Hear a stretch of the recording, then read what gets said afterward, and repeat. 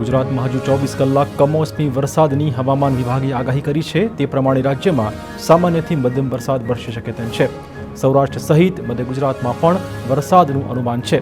આ ઉપરાંત ગાજવીજ સાથે 35 થી 45 કિલોમીટર ઝડપે પવન ફૂંકાવાની પણ શક્યતાઓ છે।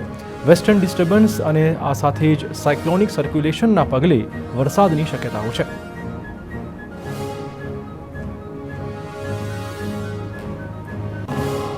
હવામાન વિભાગની વધુ એક આગાહીએ ચિંતા વધારી છે। હવામાન વિભાગ પ્રમાણે રાજ્યમાં 7મી એપ્રિલે કમોસમી વરસાદનો બીજો રાઉન્ડ શરૂ થશે।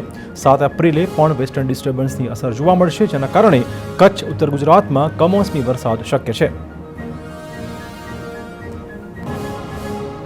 ગુજરાત પર હજુ આગામી 48 કલાક વરસાદી આક્રમણનું સંકટ છે। આંધી તોફાન સાથે કમોસમી વરસાદ પ્રચંડ પ્રહાર કરશે।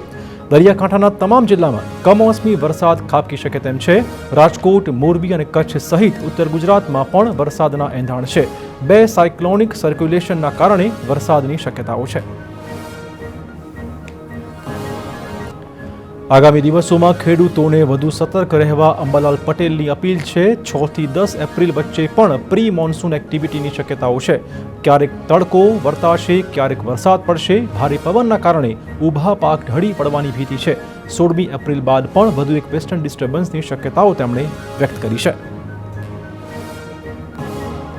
ગીર સોમનાથના વેરાવળમાં 2 કલાકમાં લગભગ 1 ઇંચ વરસાદ પડી ગયો। વીજળીના કડાકા ભડાકા સાથે 1 ઇંચ વરસાદ ખાબકતા વેરાવળના હાલ બેહાલ થઈ ગયા હતા। વેરાવળના ગ્રામ્ય વિસ્તારોમાં પણ માવઠું પડતા ભર ઉનાળે ચોમાસા જેવો માહોલ જોવા મળ્યો હતો। વહેલી સવારે શાકભાજીની હરાજીએ નીકળેલા ખેડૂતોના હાલ બેહાલ થઈ ગયા હતા।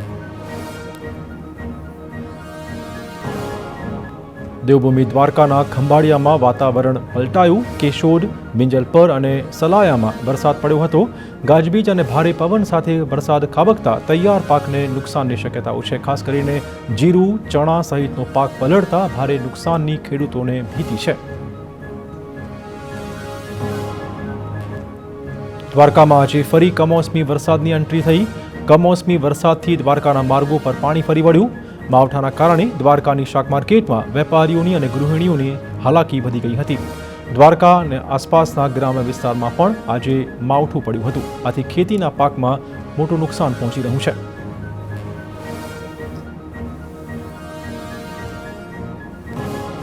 જામનગર શહેરમાં આકાશમાં છવાયા કાળા દિબાંગ વાદળો। ત્યારબાદ અનેક વિસ્તારમાં ધીમી ધારનો વરસાદ પડ્યો હતો।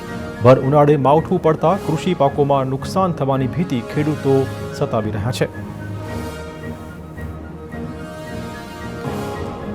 પોરબંદરમાં ગાજવીજ સાથે કમોસમી વરસાદ ખાબક્યો। પ્રચંડ પવનના સુસવાટા સાથે માવઠું પડતા જગતનો તાત ચિંતિત બન્યો છે। ઉનાળામાં વરસાદ વરસતા લોકો પણ નવાઈ પામ્યા હતા। શહેર અને ગ્રામ્ય પંથકમાં વરસાદી માવઠાના કારણે પાકને નુકસાન થવાની શક્યતાઓ છે। કચ્છના હવામાનમાં પણ પલટો આવતા મુન્દ્રા શહેર અને ગ્રામ્ય વિસ્તારમાં કમોસમી વરસાદ ખાબક્યો હતો।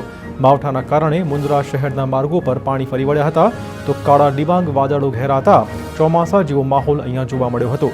હવામાન વિભાગની આગાહી પ્રમાણે કચ્છમાં સતત કમોસમી વરસાદ પડી રહ્યો છે।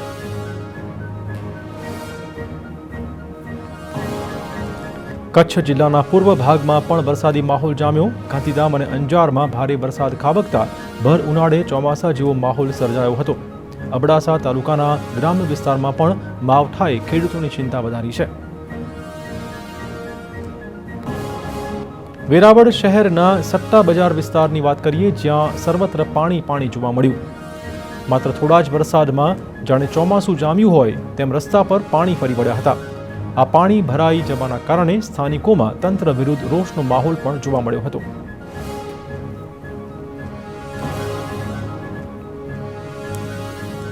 વેરાવળના ડાભોર, તાતીબેલા, ચમોડા, ડારી સહિતના ગામડાઓમાં ધોધમાર વરસાદ ખાબક્યો। ભારે વરસાદના કારણે નીચાણવાળા વિસ્તારોમાં પાણી ભરાઈ ગયા હતા। કમોસમી વરસાદથી કેરી જેવા પાકમાં મોટું નુકસાન પહોંચશે। ખેતરમાં બાજરી, તલ, લસણ, ડુંગળી, મગ જેવા પાકમાં પણ નુકસાનની પૂરેપૂરી આશંકાઓ છે। ગીર સોમનાથમાં તાલાલાના ગ્રામ્ય વિસ્તારમાં ખેડૂતોને ફરીવાર ફટકો પડ્યો છે. કમોસમી વરસાદના કારણે ખેડૂતોનો તૈયાર પાક પલળી ગયો છે. લસણનો પાક લેતા જાવંત્રી અને આસપાસના ગામોના ખેડૂતોને ભારે નુકસાન વેઠવાનો વારો આવ્યો છે.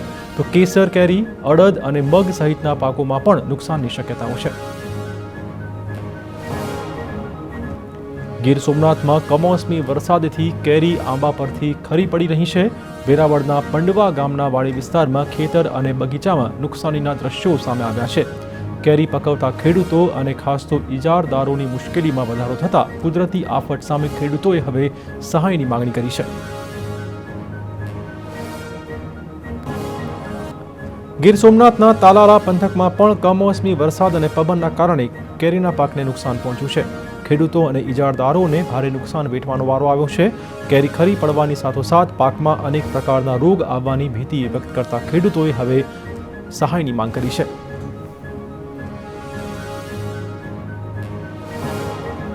વાવ થરાદ જિલ્લામાં મોડી રાત્રે કમોસમી વરસાદ ખાબક્યો. ખાસ કરીને લાખણી, દિયોદર, થરાદ સહિતના તાલુકામાં માવઠું પડ્યું હતું, જેના કારણે ખેડૂતોના જીવ તાળવે ચોંટી ગયા. કમોસમી વરસાદથી ખેતીમાં નુકસાનની ખેડૂતોને ભીતિ સતાવી રહી છે.